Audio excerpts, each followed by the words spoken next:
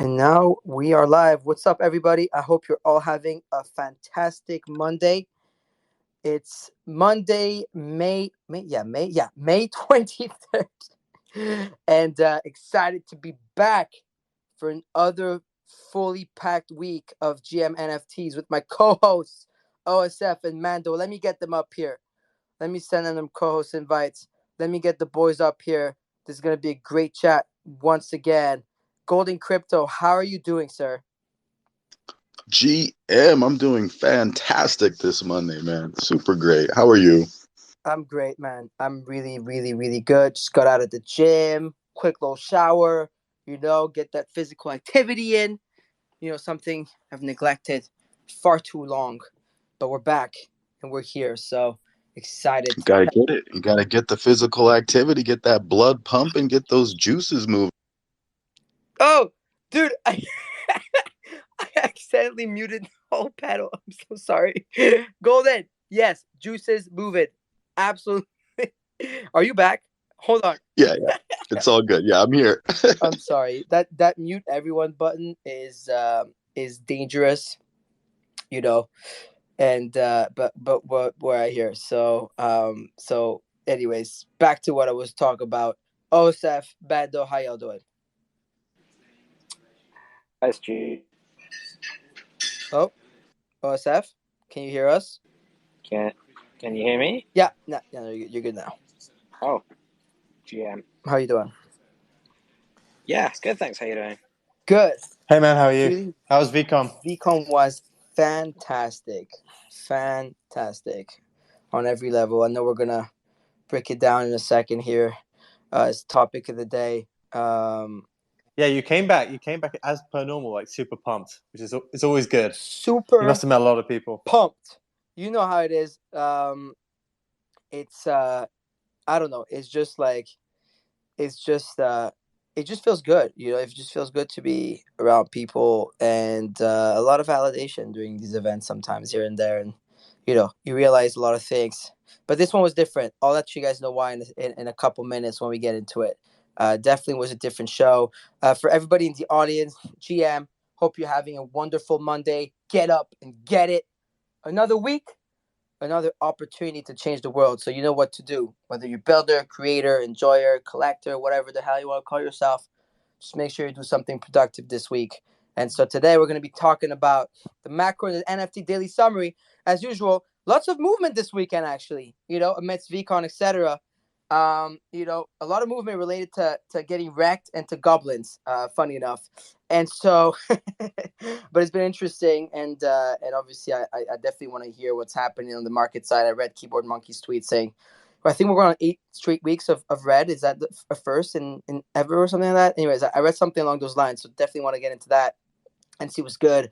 And then we're going to get into Vcon takeaways. So a lot of great takeaways there. So we're going to chat about it for a couple minutes. So if you were at Vcon, bottom left, Mike, request to join. Definitely would like to get a couple more people that were at the event there to hear your takeaways, right? So I'd love to see from a position of somebody else what you thought about the event. So it would be great. And then Moonbirds and Suzuki, Moonbirds and Azuki official gave us some airdrops this weekend as well. I saw that. Okay, so it'll be fun to talk about that as well quickly. And then Goblintown and Rektguy. Ooh, the 2 free drops of the weekend.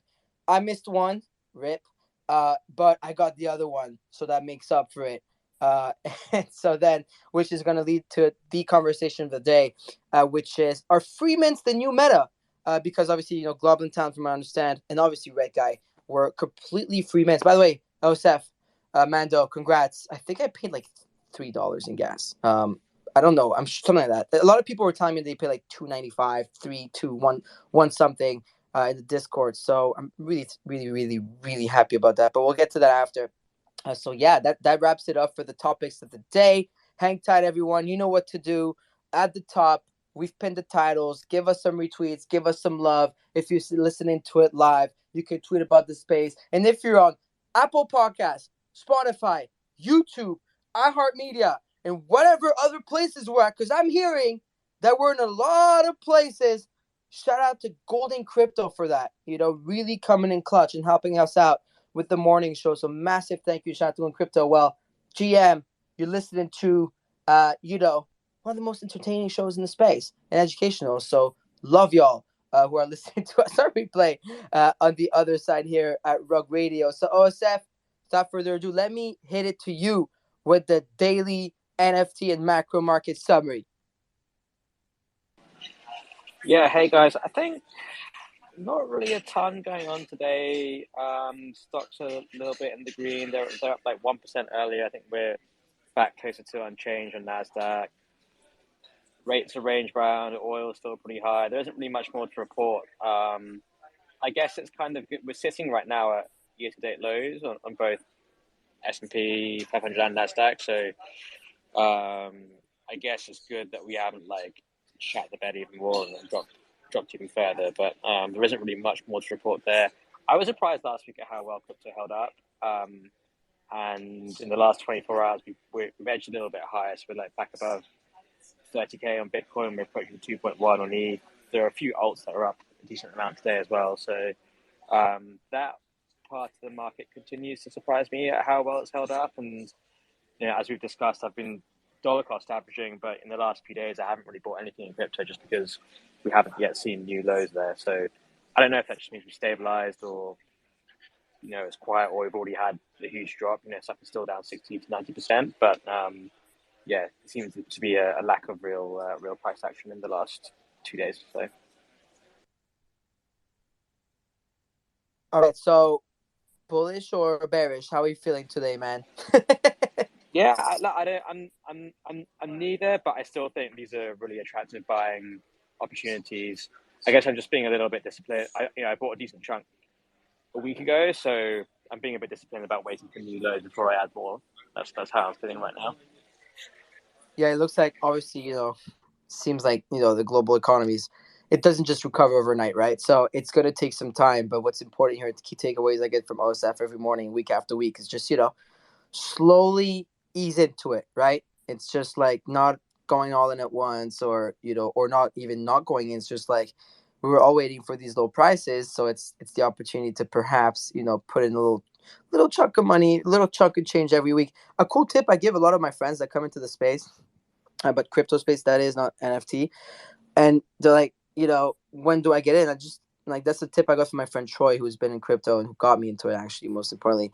But he was like, just let's say you have a salary, let's say you have a 9 to 5 and you work your regular job, just put a little piece of that you can afford to just put in there on a weekly buy. Like all these apps like Coinbase, Binance, etc., just have this like weekly buy thing. So whether it's $10 or $50, $100, $1,000, no matter, depending on your budget, just just put a little thing in, right? So I thought that was a good tip. Amando, what about on your side, market wise? Yeah, not really that much to report, as OSF said. There's been a couple of headlines. So Biden indicated that he might look to reduce some of the tariffs that have been in place, or at least the trade restrictions against China. So people viewing that as slightly more bullish. It's interesting to see like that whole protectionism view might recede slightly as we go into more of a deep recession. People might look to as a way to improve the situation. There's some headlines. It seems strange, but the Russian ruble, Russia about 3 months ago, obviously during its invasion of Ukraine, like it looked like the whole economy was about to go down the complete toilet. It's interesting that the ruble is now strengthened to the highest rate that it has been in 4 years. Part of that is because China has come in and is buying some of their oil reserves, but that economy now doesn't look as shaky as it perhaps once did. And no matter what you think about the political situation, that would have caused quite a big impact, I think, on global markets as well, and on crypto, because Russia is very, very big in crypto. And then I think that was it. Kind of again, like people are like lightly tracking this new cases. I forget what the name of it. Smallpox variation, monkeypox, right? Which is maybe making people a little bit. Making people a little bit more worried. I think I saw today that Belgium had imposed quarantine for anyone who got it or anyone who had been close to those affected. So interesting to see how that develops. kind of as the first major disease that could become a bit more of a pandemic after COVID. You've often seen these sort of diseases before. COVID was obviously severe, but who knows how this develops? But again, how that will impact markets remains to be seen. But yeah, a bit of a light news weekend. I'm feeling relatively bullish, a bit more bullish than OSF. I just kind of feel like my feed is still max bearish, and everyone waiting for a capitulation. Like they're just like, the capitulation hasn't come. It might not have completely that come. everyone's waiting for, right, Mando? Like everybody keeps talking about that one. I know. I've seen Farmer talk about it. I've seen Moon talk about it, and then Keyboard. But then on the other side, you have Calio. By the way, Calio, who I invited on the show, so he's going to be free one of those mornings to come on with us. I love him. But he's more on the bullish side. And so it's been interesting to see a different thing. But it seems like everybody wants that flush out, right? That like one, from what I've seen from someone who's not as expert as most of you guys are, is that I see a lot of people talk about that one big red candle. Well, look, it's interesting to see because at the start of the year, a lot of people were saying, "Oh no, crypto's gone up too much. This could pull back, 60, 70% from here." And then now here we are, and crypto has pulled back 60, 70%. You have to be kind of aware of the concept that a lot of people they want to constantly see that flush out. Like you can't just move the goalpost. Like crypto has moved down a lot. I'm not saying that it hasn't, but we spoke about this like last week, where like you shouldn't be max bearish at this level. You should have been max bearish probably 3-4 months ago. But here's definitely sort of level where I think you could see a bounce. Positioning to me and sentiment is so negative that if you see positive headlines coming out of any of the major things which are keeping markets down, whether it's trade, looks less onerous, then I think. Can you guys hear me? Because I lost everyone. You're on position more than anything. Yeah, I hear you. So is it Mando? Could you hear me? I thought it was me. I think you're right. Oh man, the me or Farokh? I think it's Mando. I think it's both. Oh, sorry. It must be so funny now that we're like all over the place. Like aside from the live social audio, so like there's a cool thing about having the experience live, which is my favorite personally. But like imagine people like who are listening like in replay, they're like, what are they talking about? But it's like rugging, like about this like bugs. It must think we're crazy. Man, did you want to finish your thought here? No, it was just to say that I think if you see any sort of positive news, like even today, that was not really much of a headline that Biden might remove some of the tariffs from China.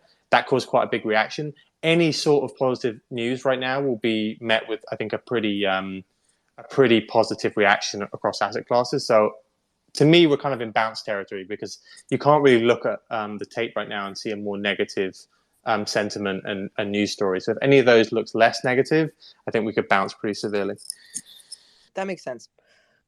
Which is why it's important to dollar cost average, right? So some great advice and great tips here. What about the NFT side, guys? We've seen a lot of movement this weekend. Obviously, we'll talk about some of the top movers after, which were Goblintown and Rektguy. You guys did really good there, by the way. But on the NFT side, from what I'm seeing, I mean, we had the end of the claim period last night, 11:59 Eastern Standard Time for the other deeds, which this morning are still holding up their price. Bored Ape are still looking so. It's incredible how well the Yuga / specifically Bored Ape Yacht Club assets have held through this time, like close to 100 ETH the entire time. Mutant's up a little bit, close to 20 ETH. Chimpers, tiny little drawback, but still above 2 ETH. Moonbirds, after the airdrop, actually held very strong above 25 ETH. I think it was about 26 ETH, 4 ETH airdrop, and bang, kept there. So you're looking at 30 ETH per Moonbird if you calculate the airdrop you got. DJ and Tunes actually crushing it, nearing 2.5 Ether. And then the rest, I mean, Azuki stable, CloneX stable. I mean, CloneX has been just a stable coin this entire time. It's been amazing to see. I'm seeing Rektguy 70%. Obviously, we'll talk about that. VFriends, obviously strong after the Vcon event, which was absolutely incredible. So that does not surprise me. But yeah, overall, the NFT market looks just similar last week, just fine, like stable. Do you guys see anything other than I do? Like, it's actually pretty bullish to me.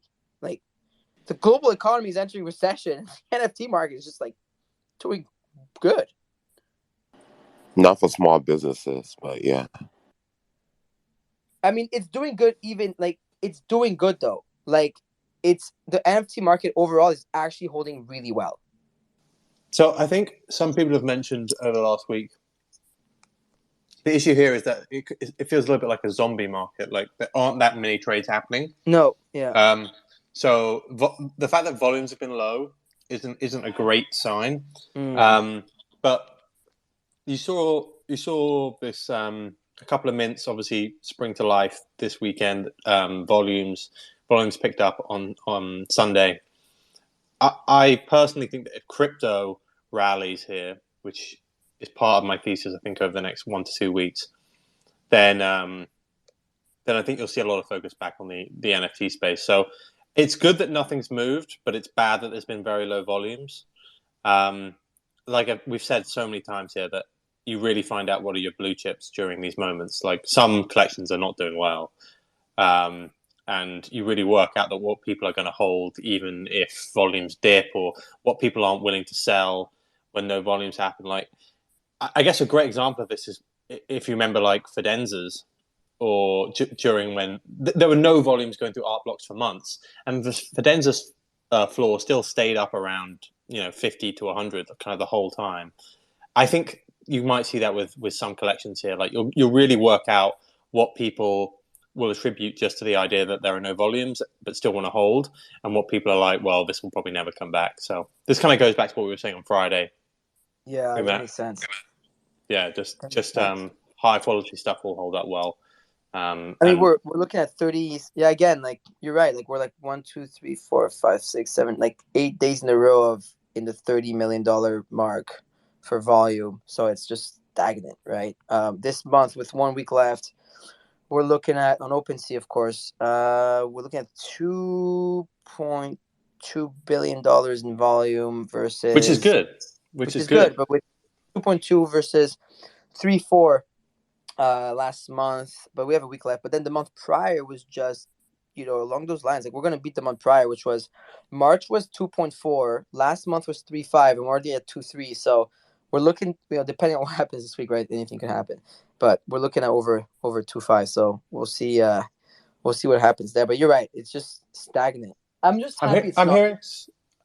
Sorry, yeah. I guess I'm hearing some whispers that next month might be. There are some structural things that might come in, particularly for OpenSea, which I think might mean they have some stronger. A lot of people are talking about the fact that cash payments will start to come into OpenSea very soon. So it'll be interesting to see if that will be the real influx of wallets that we were hoping from Coinbase. If you start seeing support from MoonPay or other cash service providers, then I think that would be quite a big thing, at least for some of the smaller collections. It definitely will be interesting to see. Actually, they just released a product. I'm still wrapping my head around what it is, a Seaport. So I'm going to be looking deeper into it to see what's up. Maybe we can get part of the OpenSea team on the show and the founders. It would be really cool to have. But I saw Seaport, so I saw this new product come out. I'm waiting for the Punk 6529 thread. He said he's still digesting it, so we'll wait for him to go first, then we'll cover it. But I'm excited to see what comes next. I mean, yeah, obviously, like it's like similar to last year, man. Though, like it's just this was also a lull at this time last year, like April, May, and then just exploded over the summer. So we'll see what goes down from there. But you're also, like, for everyone listening, you're also listening to like three bulls. So we're like really long on the NFTs. I don't know about anyone else on stage. What are your thoughts on the current market before we move on, or have you seen anything that perhaps we're not mentioning or we haven't seen? Not greedy. I see you unmuting. Yeah, no, I was just gonna add that, despite what kind of seems like a bearish overall macro sentiment, like the projects that are kind of right under blue chips seem to have not been like sold off. Like they found pretty strong floors, and to me that's encouraging. But I'm a bull too, so.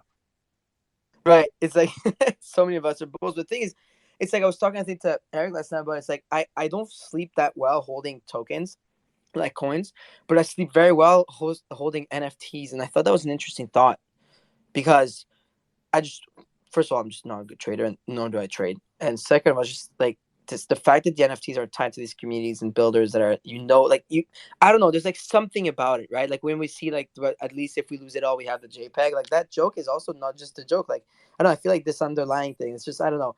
I think it adds a lot to the lore of the space and wanting to be part of it. So, Yo, what's up, everybody? Good okay. morning. I wanted to touch on one thing, a little rewind, and hit Mando with it. I know a lot of traders, farmer, keyboard, everyone's talking about, hey, we didn't hit that capitulation on crypto, and it was important to hit that. But I rewind the tape. I look back at the chart. I look at May 11th and I look at May 12th. Two very big red candles, two candles that had volume that was bigger than anything that we saw since February, and it had a huge wick all the way down to 1720.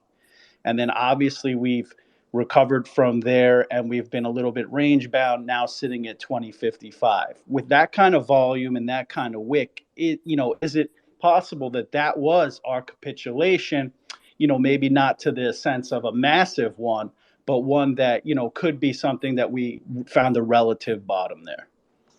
So I think you make a really good point, and this is why I kind of was making a message mocking people. Like, I don't really know what capitulation you were expecting, but stuff is down like 90% on alts and 60 to 80% on some of the like top 30 coins. Like, we've had a pretty epic capitulation here in crypto, and I think one thing that I noticed, and I always track, is how much leverage there is in the system. You can check that on open interest. I use a website called Coinalyze to look at that. But people also forget that the Luna Foundation sold 4.5 billion worth of Bitcoin. That was part of that capitulation. That was basically leveraging the system to a certain extent. And that's now gone. So there's not much leverage in the system. You don't have that overhang now of a stablecoin having to decorate 4.5 billion worth of Bitcoin on the move down, and that's basically what contributed to that move. I would say if that's not a short-term capitulation, it could very easily be seen as more of a medium-term capitulation. Like that was if anyone was up that night, I think a few people were out at that event. I think you were out, weren't you, for a good that like event? Yeah, I remember like, that at the art event. That's when it went to like I woke up and you guys were like, "Damn, it went like 1600 last night or something." That's what capitulations look like when it just feels like it could go down 5% every 10 minutes. And that's basically what it was doing. So I don't know, like a lot of people expect a 2018 style capitulation here. One thing that I think is very different here versus the last capitulation, let's say 2018, is that during this cycle, Ethereum's adoption has increased incredibly. So from the period of 2018 to 2021, the adoption of Ethereum over that period in DeFi and in NFTs and other broader dApps has been massive. Now, back then, Ethereum was the number 2 coin, but it wasn't actually that old. It didn't have the same dApp infrastructure that it has right now.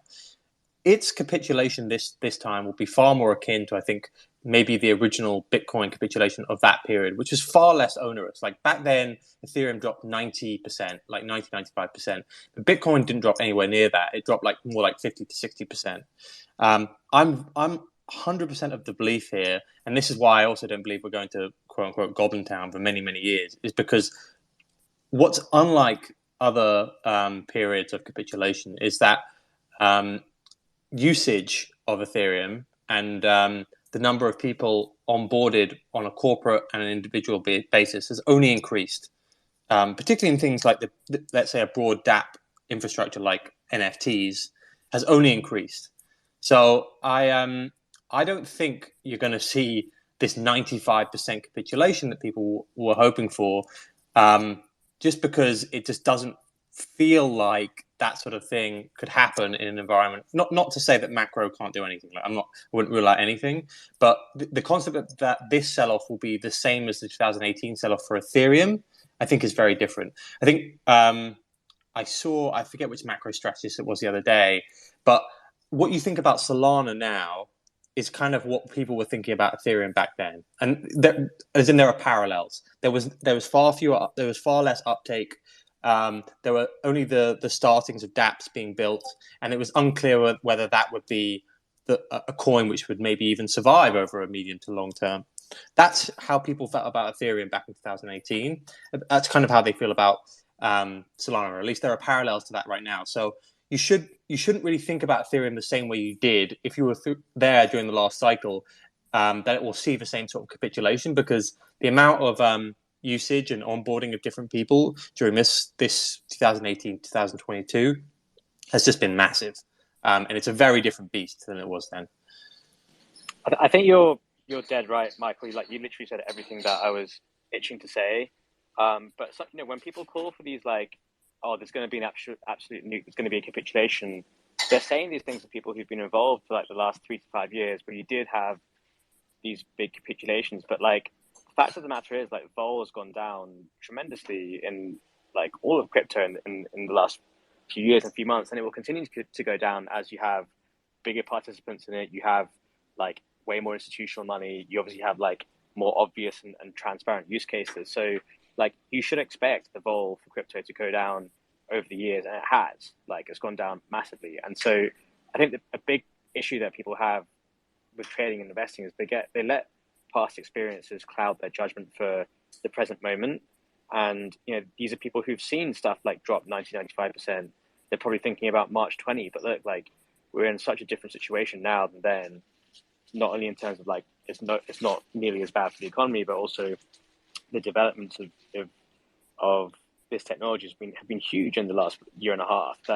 Or more than a year and a half, like more than 2 years. So you're just never going to see that much capitulation. And the thing is, like, if you're wanting to buy, if you're wanting to get long, and you're just waiting for this capitulation, that's kind of like it's trying to thread a needle, And what if it never happens? Like, what if you never get that capitulation? And what if you miss this buying opportunity now? And a lot of people will. The reality is, a lot of people will miss this big nuke they're waiting for. They won't buy now, and then there's a good chance that prices stabilize now and go higher, and they'll end up FOMOing in at higher prices. And that's why dollar cost averaging makes sense. But just like trying to thread a needle by calling the bottom, it's impossible. Like, it's just luck.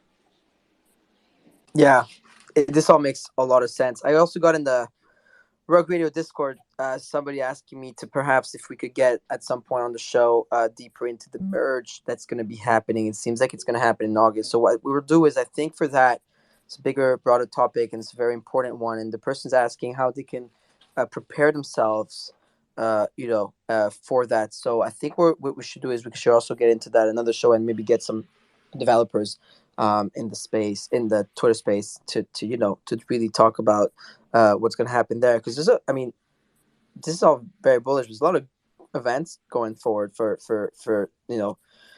crypto and ETH in general. I don't know if you guys saw, MetaMask, Croissant here. I'll just pin it, then we can get into that another time too. But Croissant ETH just posted about a huge game changer for DeFi. With MetaMask, and it's a MetaMask token is virtually 100% confirmed. It is no longer a matter of if Meta, it's when. In the last few months, they have been clearly working towards a compelling model around the native token. Let's break this down. And they go into the breakdown. It's just like all these things, like MetaMask is gonna really help a lot with, in terms of like, phishing prevention, smart contract accounts. Like, we talk about security in the space, it's scary, like phishing prevention, like smart contract accounts, DAO tooling, messaging notifications, price feeds, L2 snaps, protocol snaps, hardware wallet snaps, tornado cash snaps. Like, there's just so much happening there's so much happening in innovation in the space, and just like incredible developers just really, really pushing this forward. So that'll be a great conversation. I pinned that tweet I'm talking about at the top for now, so for y'all to look at it, because it was sent to me in a team chat, and it's really interesting because MetaMask will enable Snap, so it's a secure way to execute JavaScript code. And with this, they'll be adding smart contract accounts and DAO tooling and other things. So super interesting. Like, that goes back to Mando when you were saying the adoption of Ether, the adoption of crypto, and how we can actually use it nowadays. So much different than it was in 2018. I wasn't around, but from what I'm listening and hearing from all of you guys and the people that I have the chance to interact with every day and read, it's really looking, it's looking good. So I was around. ETH was speculative. We were just investing in a token. We weren't using a platform. It's like night and day from then and now. Yeah, that's what's interesting. So yeah, and with that, so that was a great little rundown about the overall markets in general, and it's good conversation. So yeah, we'll get into that conversation about the merger because it's very important. It's very interesting. A lot of people want to know how to prepare, as bigger or smaller fish in the space and investors. So yeah, definitely, we will Let's get get into that. Vitalik on. Let's get him Dude, on. I was not gonna lie. Before you said that, when you daydream for a second, I was like imagining me here with you guys talking to Vitalik, and I was like, "Oh my god, that would be sick." Was And he now at Vcon? what? Was he at Vcon? Vitalik? No, and but it would have been like no, you would have known if it was Vcon. It would have been sick. But it's we had Pharrell though. But no, but Vitalik would be wow, dream goals. If anyone here can make it happen, and you're listening to us, you know what to do. Nix, I saw you write something about Vitalik the other day. You know what to do. Anyways, but anyways, next up, Ed, that was a perfect segue because we were literally going to go there briefly because I'm sure a lot of people are tired of hearing about it by now. But hey, we haven't had a proper debrief about it just yet because it just ended yesterday. Vcon takeaways for those of you over there. I know that Kevin, who's on stage with me right now, you were there. Huddle Hyena, I'm sure you were there because you're a V friend. Oh, Jeremy Carrot, you're back because he was like rug the keys back, so I know he was there too. My personal takeaways here is that listen, hate him or love him, Gary V put on an extremely incredible crew of people. It was very well curated. You felt it. The quality and the depth of conversation that I had, whether on stage or off stage, behind the scenes, at meetings at night, at dinners, was incredible. And that's interesting because I ran into Julian Logic yesterday in the airport, and something that he mentioned to me, and I thought that was very true. He said, people had to make the conscious decision to go to Minnesota, to Minneapolis for this specific event. Like, it's not like when you go to Miami, Crypto Miami, whatever, or LA, it's LA, it's Miami, But when you had to go there, it's like you literally had to go. A lot of people just went for that conference, and so they made the effort of going there, and therefore really wanted to be there. And so it was really interesting because the way it was set up, OSF Mando, like it was in the Viking Stadium, which is a football stadium, so you can imagine it's massive, and it was just it was so big. You think that the other conferences with everything scattered is massive. It was so big, I got lost a million times. But but it was like the main big stage. It's like it's kind of like the small, a tiny little like EDC for like NFT conferences, right? And you have like multiple different stages, different like the Coinbase stage and the Gratitude Grove and the main stage, this and that, and just the quality of the speakers were great. The people that came were awesome, and it was really cool to see that community. I mean, look, Gary Vee's community overall reflects a lot on like the stuff that he talks about and preaches, right? Again, like whether people like it or not. And so it was just like positive. Like it was just a really wholesome crowd and good people. And I personally had a lot of time. I've definitely learned a lot. It was really good to be able to sit with people that, we've been talking to forever. Like, how we had like security show partnership with Ledger. Like it was really good to actually meet the Ledger team that I've been talking to for a while. It was good to actually meet those people and those teams and have dinner and whatnot with all these people in the space and to hear what people are up to, right? There's again, like we say it every time after every single event, like just the feeling of being IRL is something that you cannot replicate here, whether on some like the closest you get to it is like here on Spaces, because there is this like special feeling with the voice, but like just the IRL is really, really special, and everybody was there. So it was really, really cool. And, even like entertainment wise, like I didn't stay for the shows, but like I know like they had like Miguel that one night and the crypto boy girl, like Salem, that was there too. Like they had the whole thing going on. And then they had shows and concerts. So everything was like in one spot. And it was really, really dope, like to be able to be present and to just witness the first VCon. I feel like the first Vcon is like gonna go down, as like this like really big moment in the space.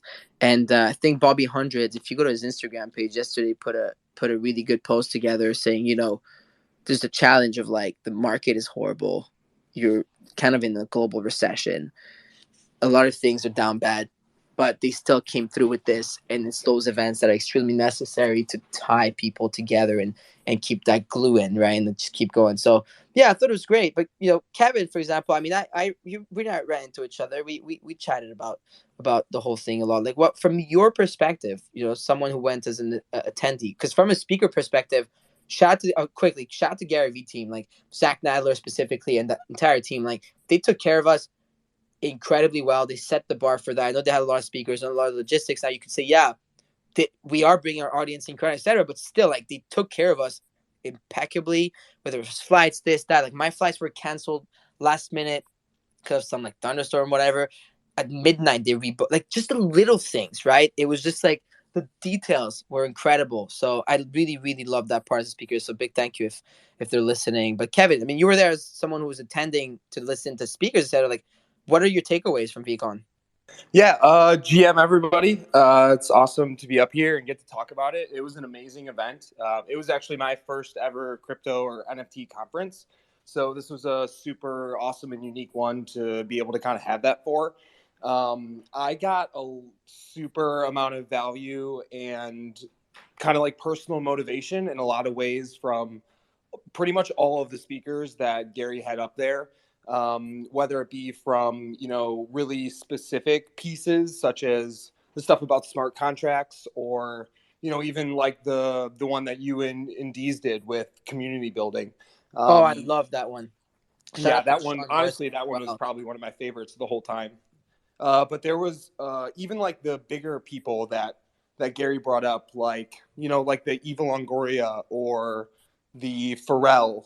I actually got an incredible amount of kind of drive from them as well. The fact that they are really pushing for the adoption of the space. And it's really those people that don't need to, because they're already extremely successful in the Web 2 space, that see the potential in the Web 3 space.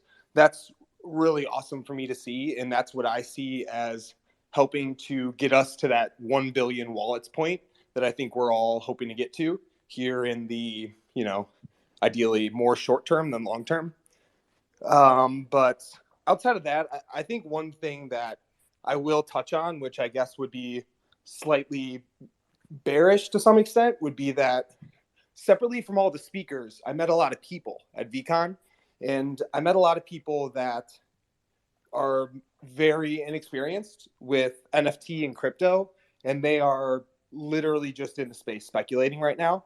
And I guess I have a slightly bearish takeaway that of how many people in the percentage of kind of the random friends that I met along the way, and not even my like friends directly, just of the call it 250 people that I happened to talk to over the 3-day period, and just, hey, what's your experience with NFTs? There's a lot of people that really don't know at all what they're getting into, and a lot of people that are really just like throwing money at the space, hoping that they bought the ape. So to that point, and that I'll turn that bullish for you.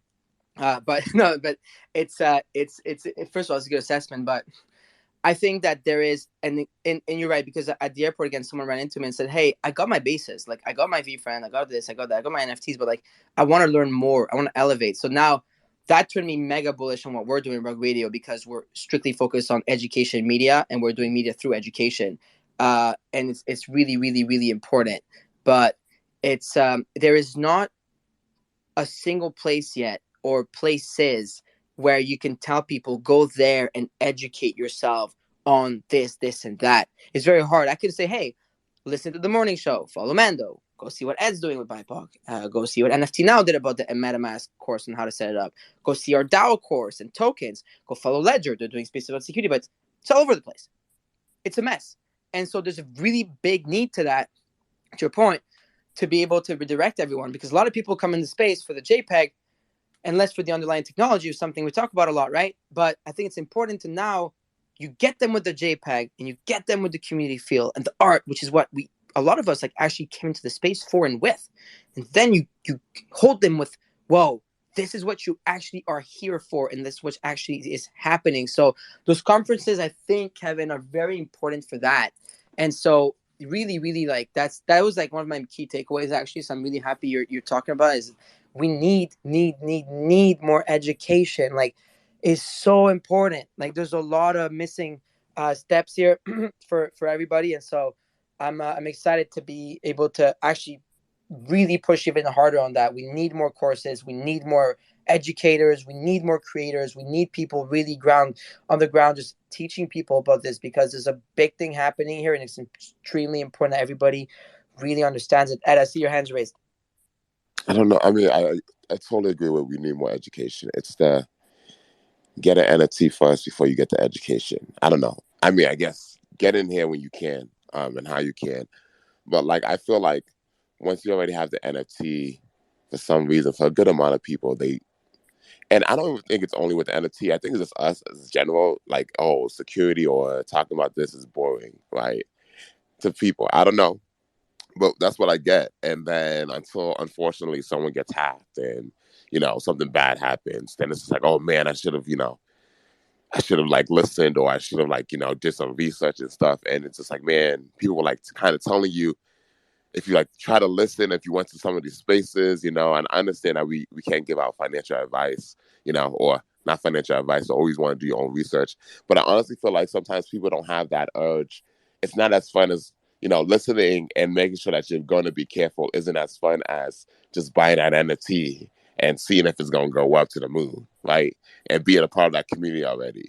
And I guess you can have both, but I really am just like, I am a huge on like, very bullish on people getting educated, because I know how important that is. Like I didn't have a wallet until like got 2 months in the space, because when I came in, I already saw people getting hacked. I was like, oh shoot, like how do I how do I avoid like, you can only do so much, but how do I avoid that? And I really want people to like, and I guess my question is more so like in Vcon, was that like, did I have any, this is the thing with panels for me. It's more like, I don't have a problem with panels. I think they're dope, but I also am like, man, you can only say so much on these panels.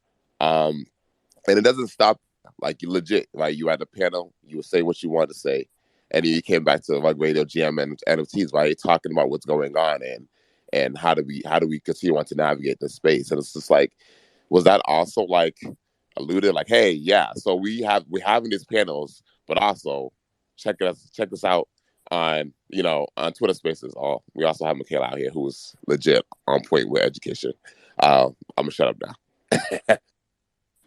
If I could just jump back in really quick on something, just to comment on one thing you said there, Ed, and to elaborate a little bit on my original point, is I just kind of feel like there's a little bit too much of people getting in the car and driving for the first time before you have a driver's license.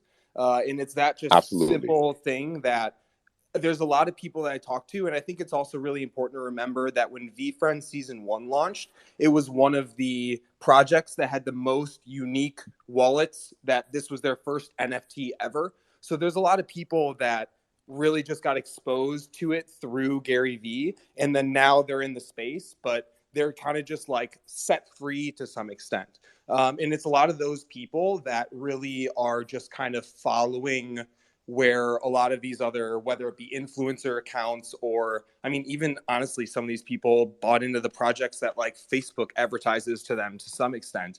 So that's more what I was trying to comment on in that point. And then there was also another piece that like, how many people that were there didn't know who Drift was? Like that was crazy to me. Like when he was talking and they just weren't aware of his art. Like I literally educated 50 people at Vcon about like who Drift is and what Drift does and his story and like why is he so amazing. I was actually in a hotel. My roommate was a guy who has been in crypto since, one of those homers that has been in since like 2016 or whatever, but he's super into DeFi and he doesn't really care about NFTs. And before Friday night when I went out, I was showing him the Drifter Shoots Journey video, which if any of you have not seen it, I would go on YouTube and just type in Drifter Shoots, and it's called Journey, and it's 20 minutes long, and it is literally jaw-dropping.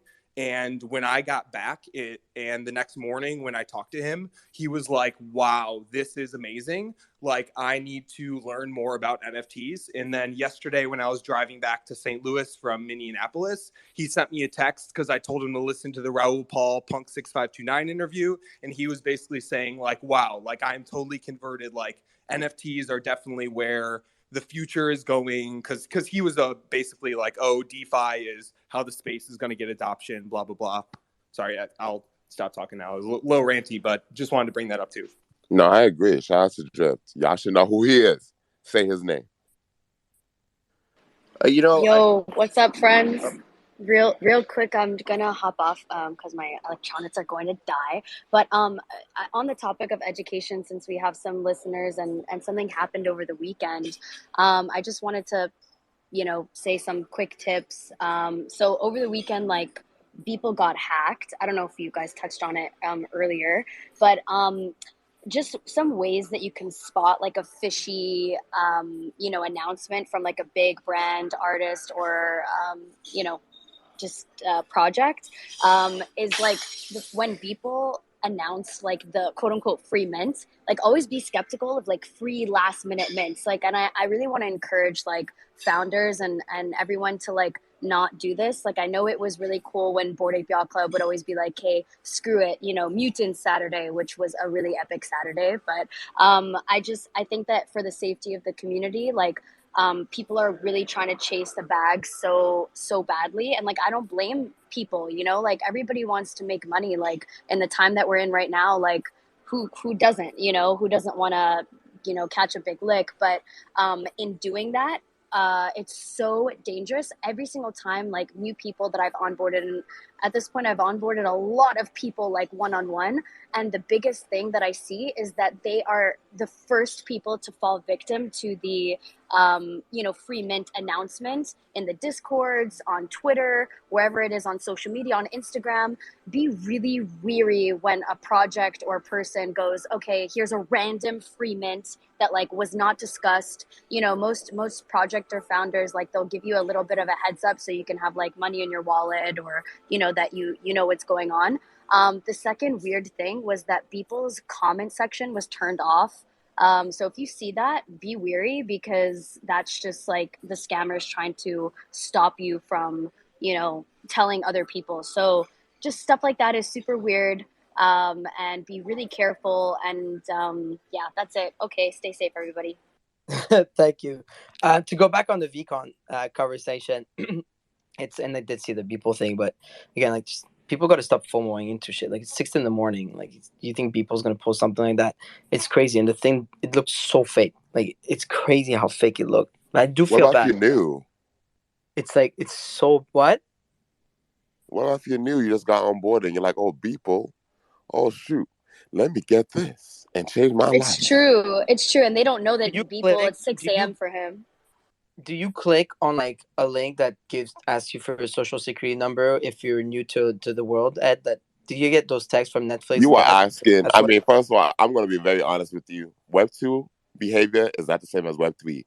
No, this is the same exact like occurrence. No, like you click on those links asking for Instagram password. It's the same thing. It's asking you for your seed phrase, for your password. But a lot of people do, Farokh. That's the thing. I know, like, there's a lot of folks that just aren't that educated, unfortunately, and they're coming in. They do it like it's a shame. I saw something about someone who was in this space. I ain't gonna say the name, and they knew it was a scam. They knew it, and they still clicked it on anyway, and they got and they got their money taken away. And this is what I'm just saying, like, there's still that FOMO or whatever, but like, people, this is what people do. And so you got to still, education is very important. And as much as we always want to say, oh, I wouldn't do it, there are people that will, and I have to understand that. Like, I think it's a privilege of just not only, like of being in the space and like learning these things and seeing others going through, their experiences and making sure, okay, they went through that. Let me make sure I don't also do the same thing. But not everyone has those experiences, like has had the same experiences I've had, especially if they've not been in the space, like in the space. And we also have to understand that, there's algorithms with these Twitter spaces and just on Twitter, right? So not everyone can see what, every scam that someone else has went through. So, we have to just also just be mindful of these things, which is why we have education, as Michaela's been saying, like, you got to keep shooting it out. I understand it can be very, it can be very tiring to keep talking about and stuff like that. And I get it that sometimes people are like, hey, we heard the story already. But as you can see, Discord is always getting hacked every day. Like that doesn't change, people's wallet. Like, and so I think we just kind of have to keep talking about it, especially if we're trying to still bring people in who are new, who have no problem clicking anything, because Web2, everything in Web2 you click is just so easy and fun.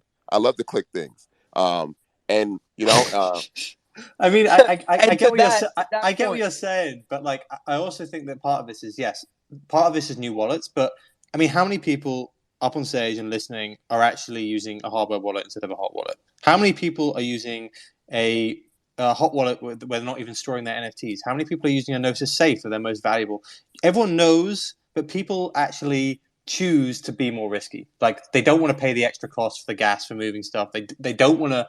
They don't want to pay for the hardware wallet. They find it too cumbersome. Like, part of this isn't just new people; it's people who know the solutions and don't want to do them.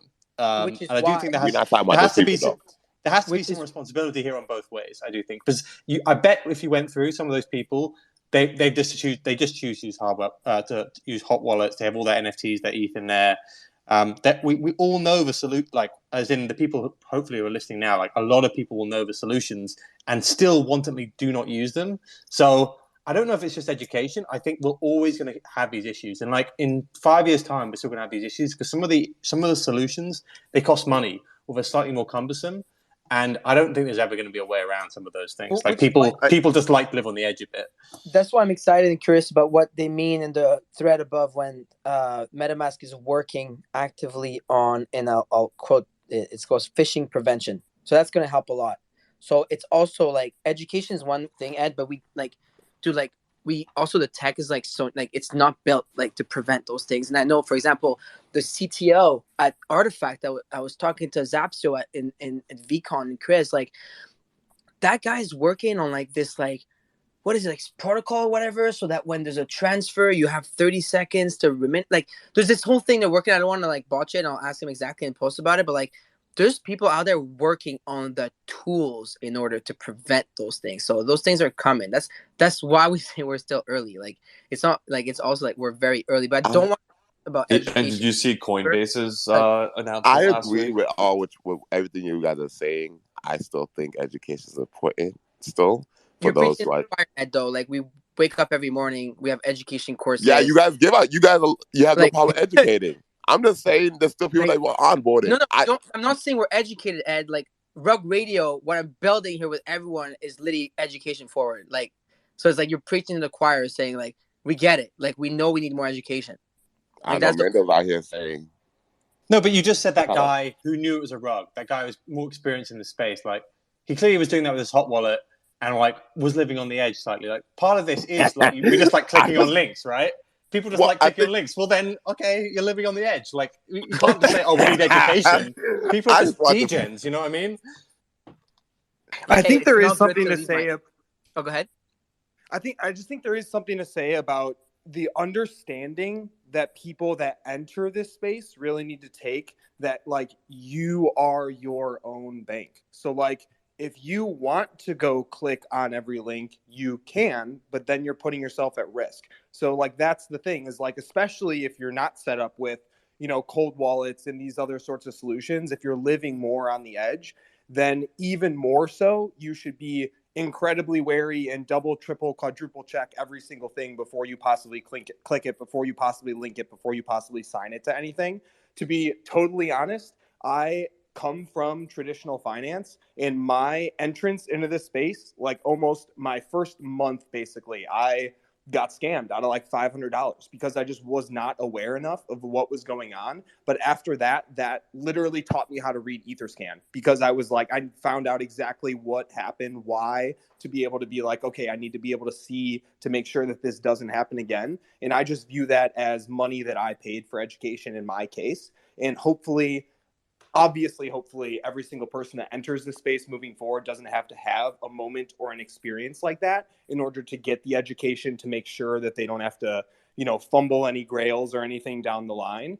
But I totally agree, and that's why I really love the community aspect, and what Rug is trying to do is it really is education focused, and I really believe that is one of the things that we need to have first and foremost in this space, way more than number go up if we want to get to 1 billion wallets. Yep, and we're getting there slowly but surely. I think, again, to go back to the Vcon conversation, like these conferences, these first steps, these spaces, these courses, like, a lot of people in the back end working on tools in order to prevent those things to happen. So I think it's really, really, really important. We have a security course. If you go on YouTube, you check out Rug Radio. There's episode 3 of When's Token, I think, was a partnership with Ledger.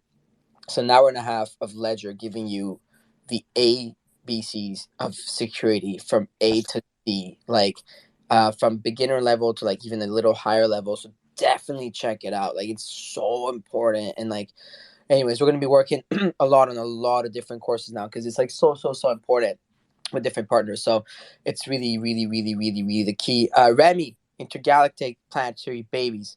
I know you were at Vcon. Quick takeaways before I move to the next topic. Oh yeah, for sure. Just to like add on the conversation, man. I think that's what makes it more bullish when it comes to these conferences, is because, like what KD said, these are the conversations that are being had in these conferences, these in real life events. Like we're talking about security, we're talking about education to those who aren't really like mature in the space.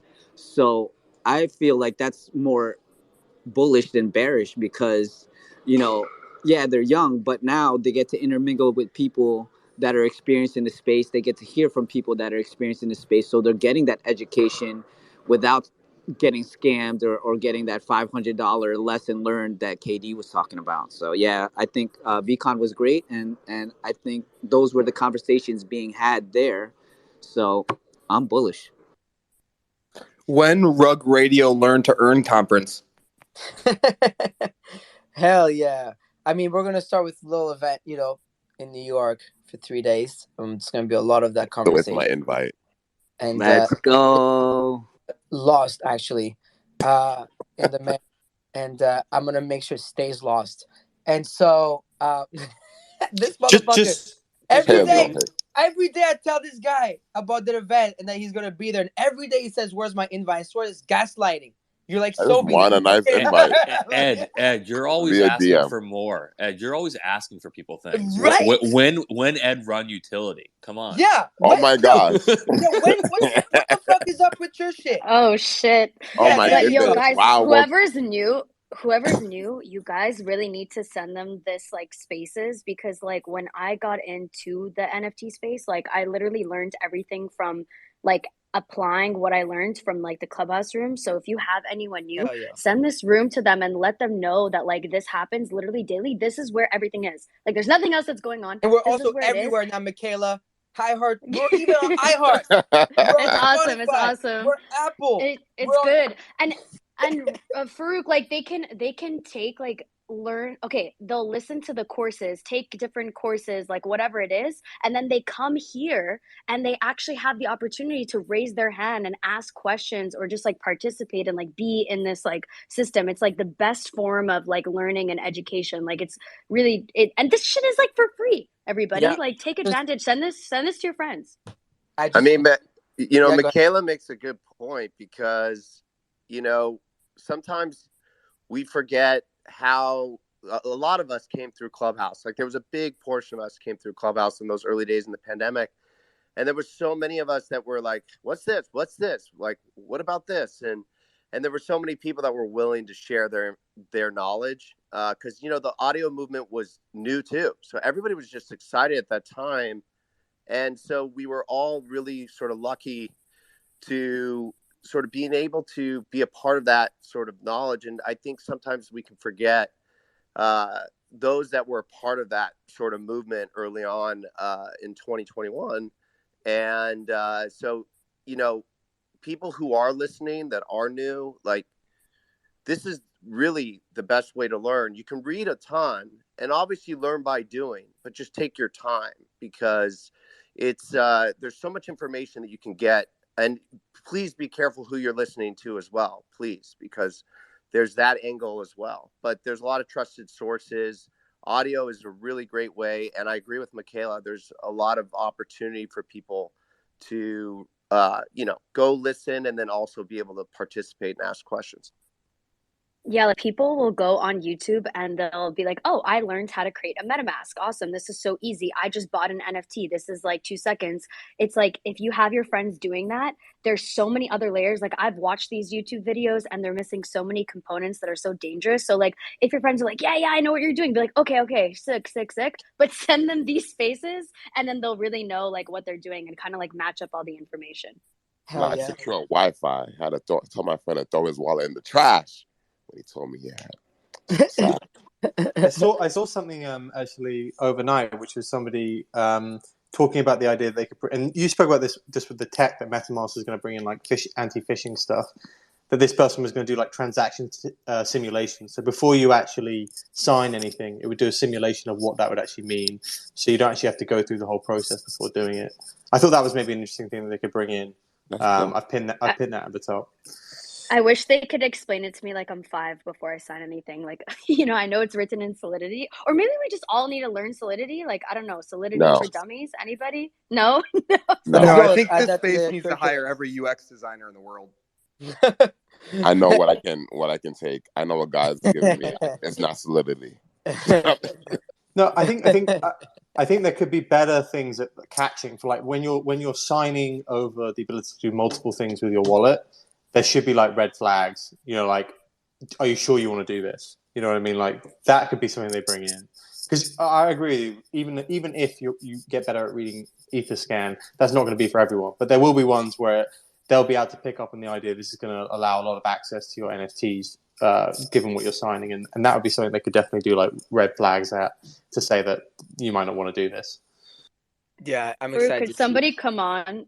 Could someone come on and like show us how to spot like a potential like rug in a contract? Is that a thing? Yes, this should be a whole show. So definitely working on that. And I think it's gonna be really important. Just one last thing on Vcon, because I do want to move forward. We have like 3 more topics. Jeremy, your booth was sick. You had an NFTLA. Jeremy's work is insane. You guys should really check it out. Oh, you're totally rugged, Jeremy. Hey man, can you hear me? Nope. Are you on a plane or something? It's probably in Minnesota. I'm driving home from Veecon.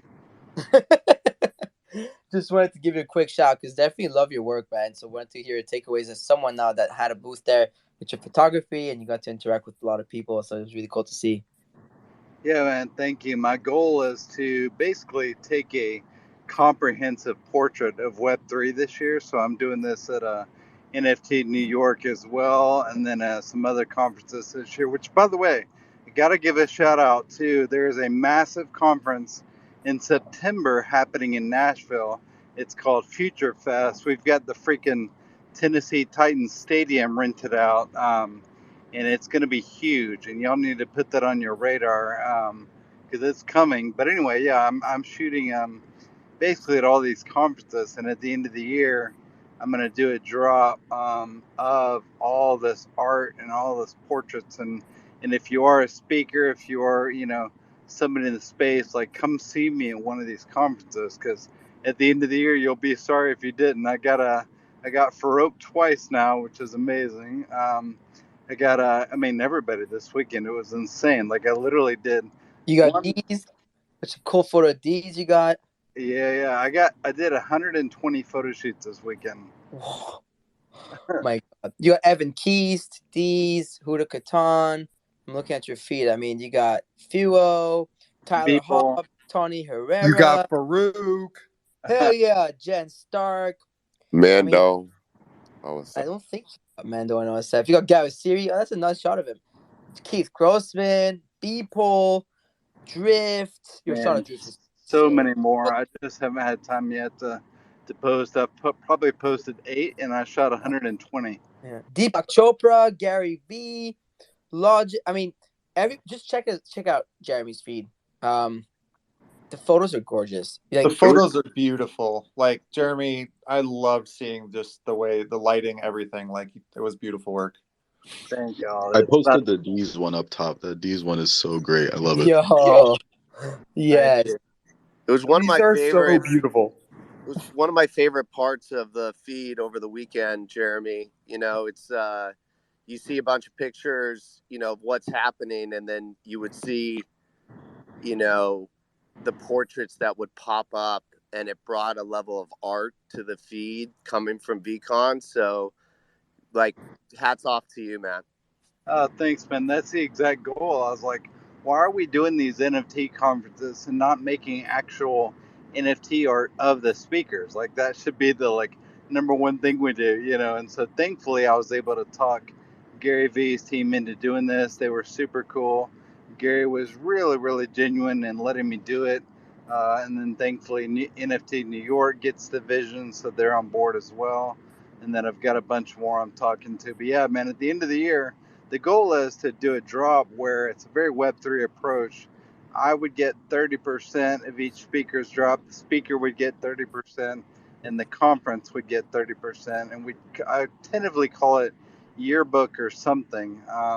You know, I'm the artist trying to make it all happen, but the conferences are the ones bringing the speakers, and of course the speakers are the ones building their own brand and doing their thing. And so I think it'd be a pretty rad project. But man, it's a shit ton of work for sure. I'm literally driving my whole studio 14 hours right now. So the amount of work that goes into it is pretty extraordinary. Jeremy, we have to talk, man. I'd love to. Love. Uh, Oh, sorry. Yeah, you're gonna get a chance to shoot Farokh again, hopefully in August. Let's do it. Jeremy should Yeah. shoot me all over the world, and so, but it's just like awesome. It's like my favorite picture. It's like you're so talented. So yeah, definitely was excited to hear about your perspective, and it's really cool to see perspective is your lens, right? So you got some great shots, man. Wow, that was awesome. So everybody just really check out Jeremy if you're listening in replay. It's Jeremy Cowart, GaryCowart on Twitter. So definitely check that out because the work is fantastic and the photos are just magical. Thank you.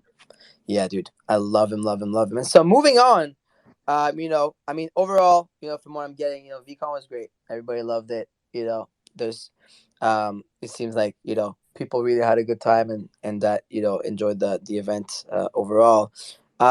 We got I mean, we're gonna go over that one quickly, but we got Moonbirds and Azuki airdrops over the weekends. You know, Moonbirds airdropped holders. What is it called again?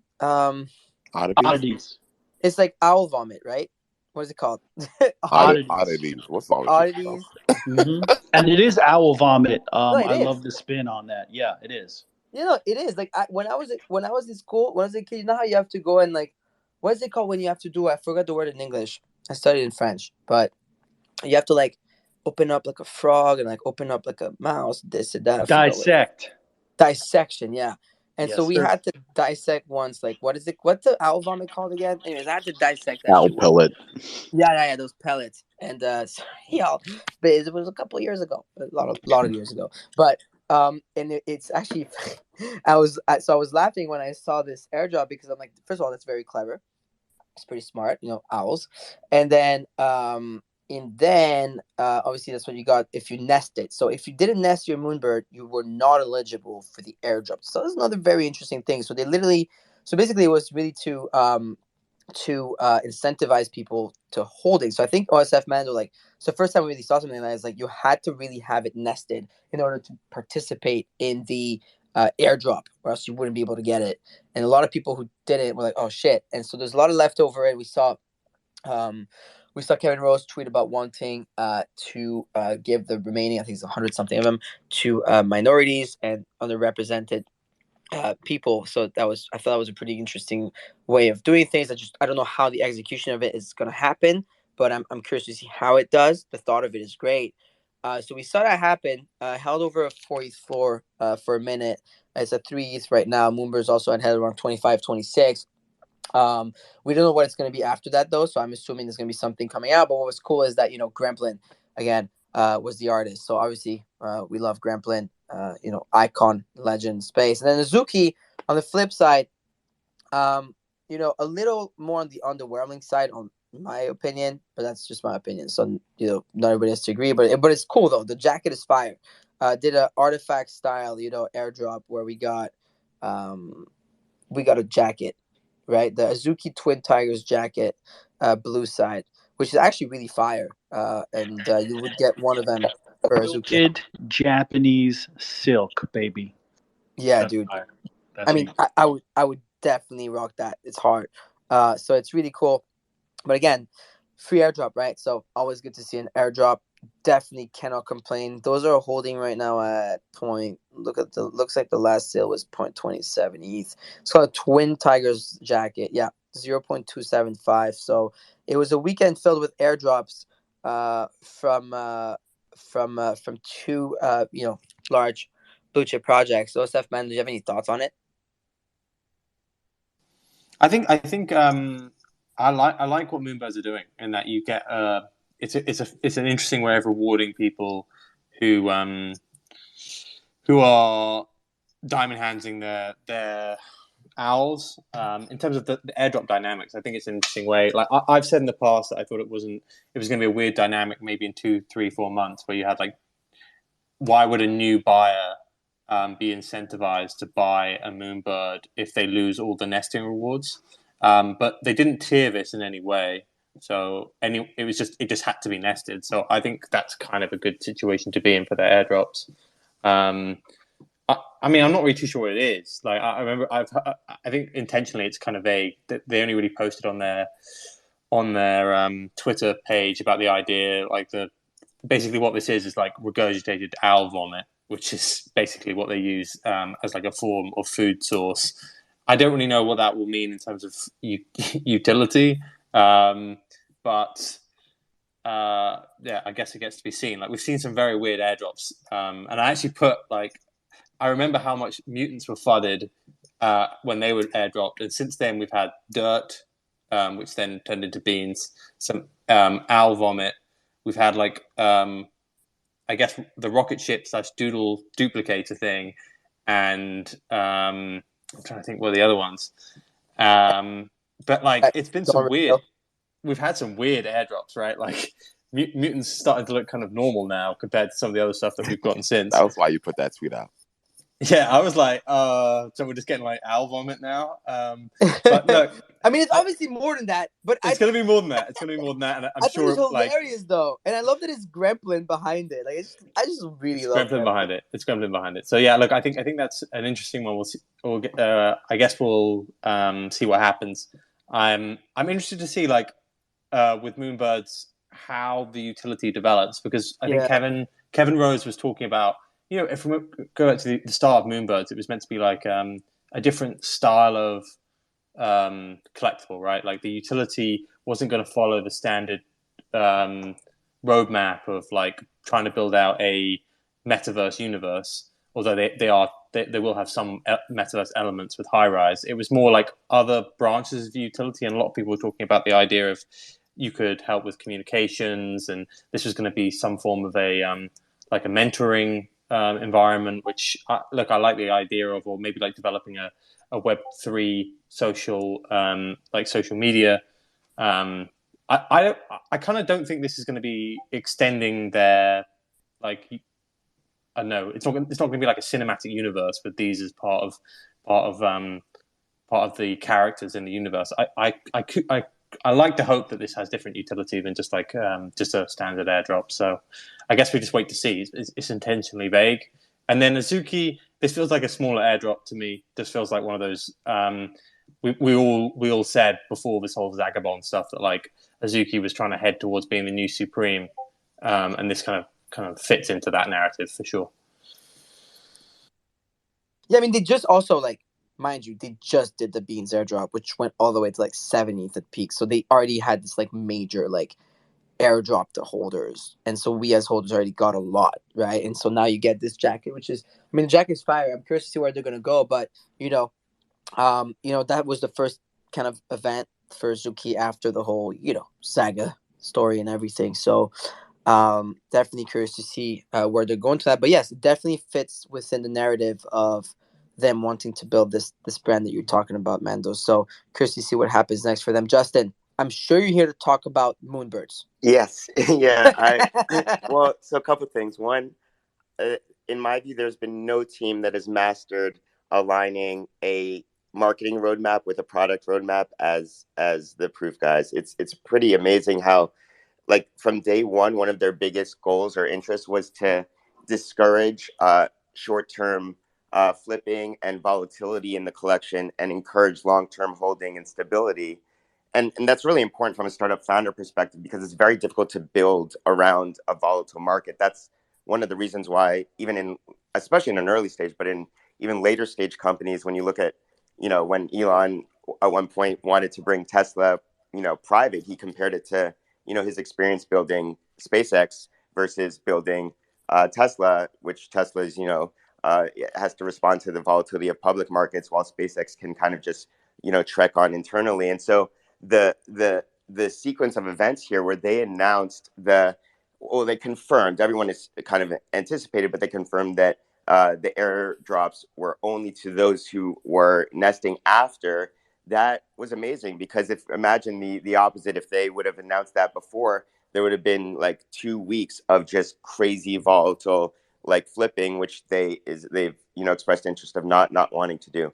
On the more narrative side, I'm no bird expert, but when I saw like the description of these 10,000 pellets designed by Gremlin, I started to I mean, this is the things we do, I guess. I started to research pellets, and now I'm getting all these Google ads for like Petco and Amazon. They think I have a bird that I need to feed. But regardless, the definition that I came across was that pellets are these nutrition-packed bird food. Someone pointed out to me, who actually is very knowledgeable about birds yesterday in Chase's space, that owls specifically, it is the kind of the waste for owls. But I remember Kevin and Ryan back then saying that they purposely named these moon birds, not moon owls, even though they all obviously right now look like owls.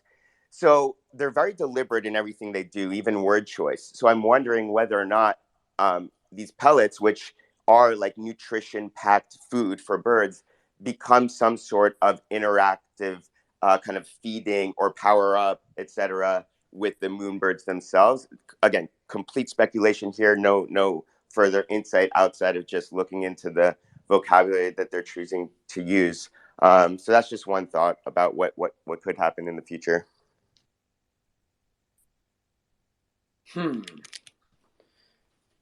See, you got me going now.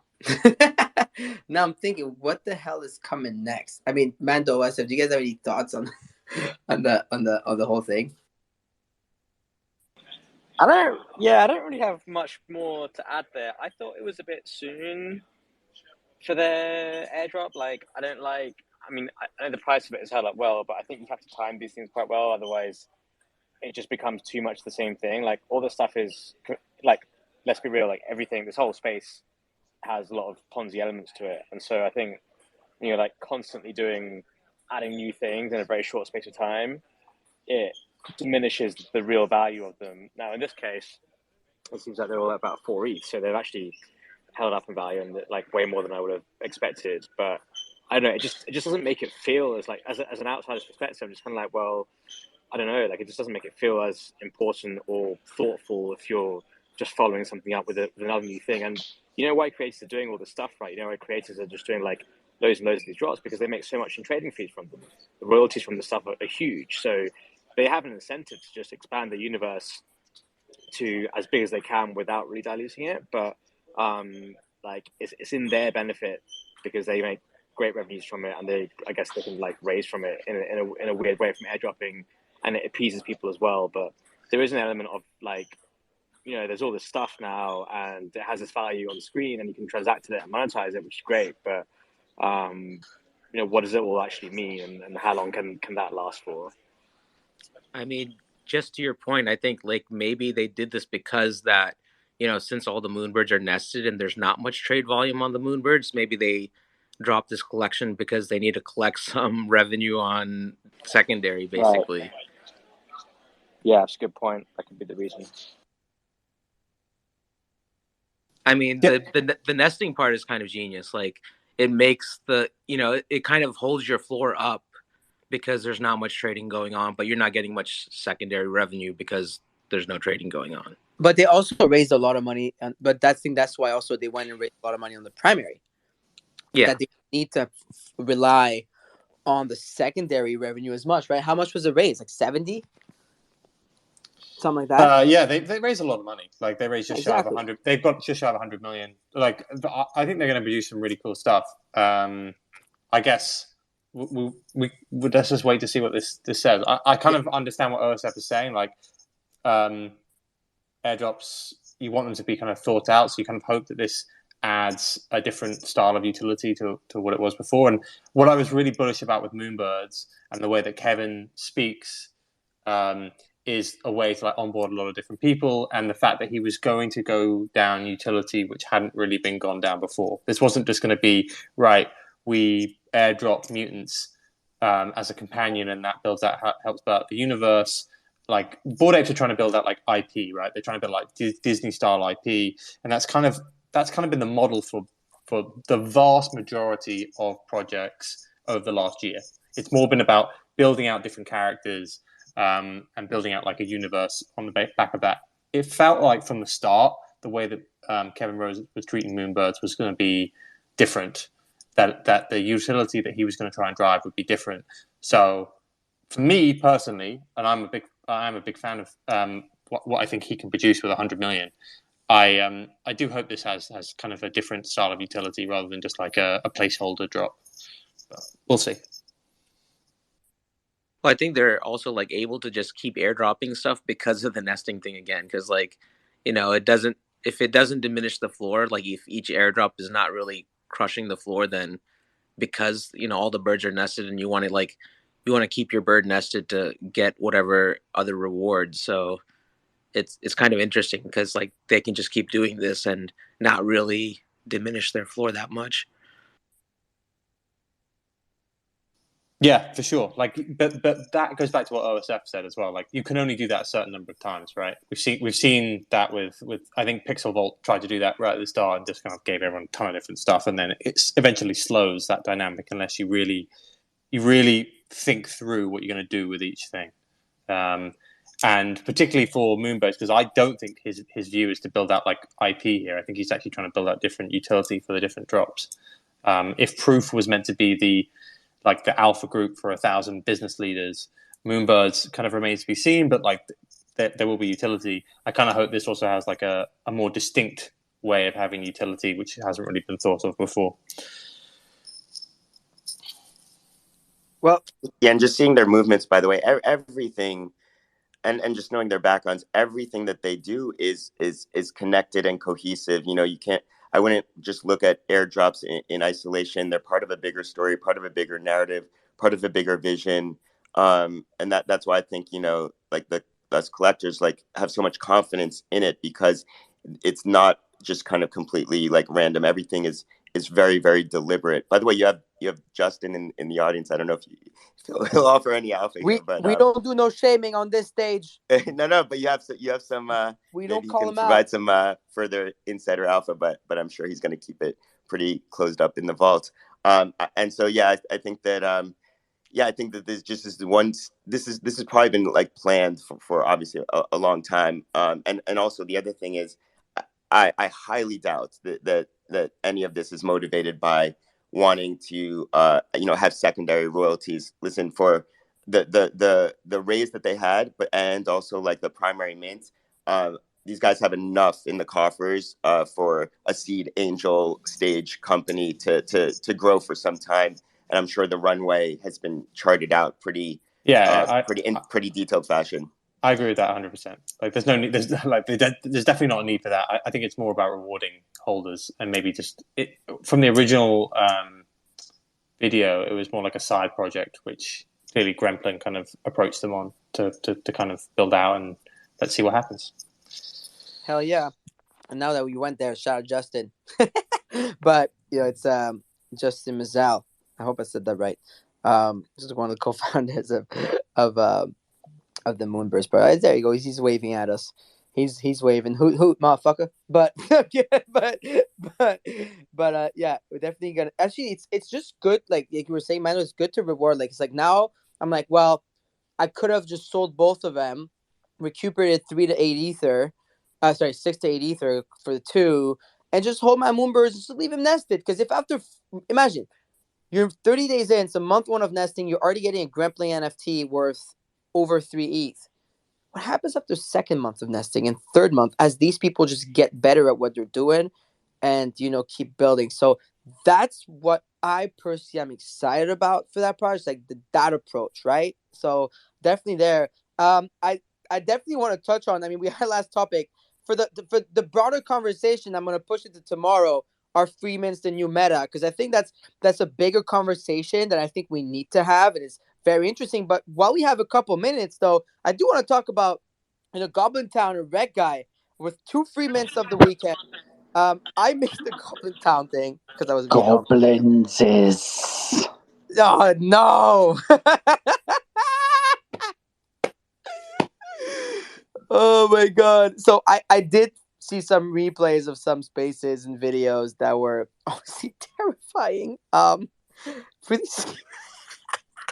like we already had the Miladies that was like the scariest fucking NFT like on earth. Like literally, you look at them and they like possess you, and now you have these goblins. Like, and so those are free mint. And I guess the way it happened. I mean, did anyone here mint them? Want to like talk about that quickly, or did anyone partake in the craziness of the Yo, weekend? I didn't mint the goblins because they went too fast, but I did buy them immediately on the secondary. So what happened there? Why did you buy them?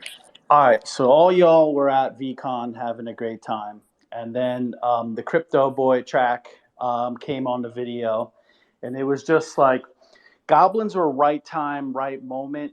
Everyone's a little bit, worried. Market, they're scared. You hear crypto Twitter always talking goblins. We're heading to Goblintown, and then the website is done well. You can see that it was professionally drawn. The goblins are professionally the most ugly drawn thing that I could have imagined. So I think that you can tell that there was a lot of preparation there.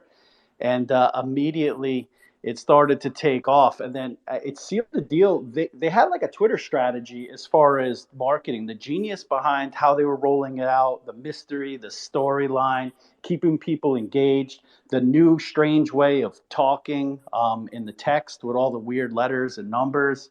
I think that they got a lot going on. We don't know what it's really about, but when it was cheap, you want to take a quick flyer. I actually bought the dip even at 0.4 just because I want to see where this goes. I see this could be, a 1 or 2 E4, like just something that people rally around because of just the timing. So it's real interesting to see how it shapes up, and they have like 4,300 unique wallets, so that's actually pretty bullish pretty quickly. Yeah, of course, NFA, DYOR. This is pure degen activities. They're supposed to And me say that man the is a ugly. degen. Me saying that the ugly. That's not rude, right? Because they're supposed to be ugly, or no? I think they're supposed to be. Yeah, Yeah, I think they're supposed I to be say ugly. terrifying, but that's what I meant. They're like very terrifying, very ugly. They're terrifying. I mean, Terrifying is when you get them on spaces. If you jumped in the room the other night when they were doing the Goblintown spaces, dude, how do people sound like that? yo, that's terrifying. But Like, it's a lot of fun. Like, they're yeah, not hurting anybody. I think it's all in good fun as long as it yeah. stays there. I think it could roll. But I'd like to hear Also, what everyone else thinks on them. the NFT space also needs things like that sometimes, like in darker times. Like whatever. It's like people are having fun with their assets. If people made money, I'm happy for you, right? But be careful holding those bags. Mando, what are your thoughts? Look, I think NFT Statistics did a good thing the other day, which is like all the previous memes that are just like people love and then they all go to zero. I think this is more than that. I think this was really good marketing. I actually saw it very, very early, just like you. I wasn't at Vcon, but when I saw it, someone told me it was a Yuga project, and that's kind of been like part of the narrative at the start was like, oh, this, because I think goblins were originally in the Yuga Labs deck. One of the decks, yeah. Which was sent to investors. which we never received. But we never even received a deck. We just invested anyway. But the I as soon as I saw that, and then I came to the conclusion that it wasn't a Yuga Labs project. I never bought them because I thought, oh, this, it's not by Yuga. But it would be cool to see. This would be cool to see it kind of form. Like, I like the fact that this feels kind of organic. It feels like they've done well on the marketing side. I don't think this is a Yuga project. You guys can all make your own view on that. I have no, absolutely. I info on also that. don't think it's a Yuga project, not in the slightest. Yep. Yeah, this like some. I think they're busy with like how the other side meta stuff ended yesterday. I think they've got a lot on their hands, but definitely check it out. Just did you guys see the AOQ one? Yeah. Oh my God. So people have been speculating. People keep on speculating that somebody is big behind it, and like it could be. I mean, the execution seems to have been flawless. Well, some people they have definitely played up to that slightly. Like, some of their messages have been like retweeting, "Oh, is this Yuga?" or all this sort of stuff. But I think they mentioned like Azuki in one of their traits, and they mentioned a bunch of other projects, which Yuga would never do. Yeah. Some people said that Steve Aoki might be behind this, which I thought would be. Steve Aoki was DJing that night to 8,000 people, but it's and it's and he. But I would love that. He should definitely do a project like this. I wish we had a goblin down there so they could come up and just make that noise I'm talking about, because it's like really just interesting. So if there's a goblin down there, let's come up and give us a showcasing of what it sounds like to be Goblintown. But the other free mint of the weekend that I want to touch on more tomorrow, because I really want to have the broader conversation about our free mints, the new meta. So that'll be the main topic of the day tomorrow, I guess. Is Rektguy. Rektguy. When Rektguy finally happened, we got him. How many mints are we at, OSF? So we're at about 7,500 now. Over about 36 hours, I'd say. I think the total amount, the maximum total is 11,000, but I don't think it will reach that. So the way that we did it is we did all the allow list and stuff. We got all the numbers, and then we made the supply like 1,000 more than the total allow list numbers. So with a 6-day minting period. So the idea for that is like everyone has plenty of time to mint. There's no rush to do it.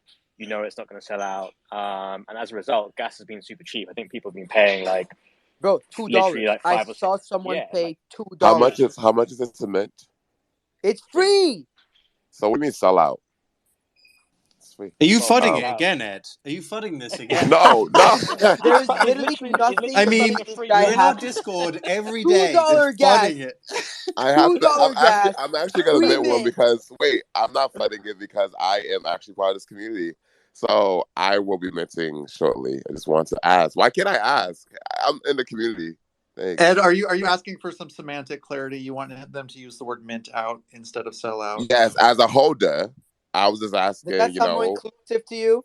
Is that cool? Oh, man. I swear to God. I told you guys, you can't spell. It's impossible to please him, man. It's just impossible. It's impossible. You cannot please Ed. This is not true. But Eddie, killing me. So, sorry, to mint out. So what happens after the 6-day period, OSF? Let's say there's only 9,000. The other 2,000 just burn, like don't happen. Yeah, they won't happen. They won't mint. We'll close the minting function, and that will be the final supply. And then we're going to reveal them after that. So that was our plan for minting. I do like we had like a little slight cock up on the first day, but we fixed it pretty quickly.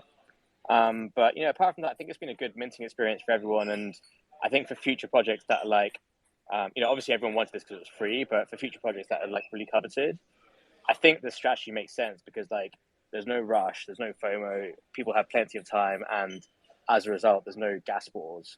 And it also gives it gives us time as well. It gives the creators time. It gives us time to figure out what our next steps are.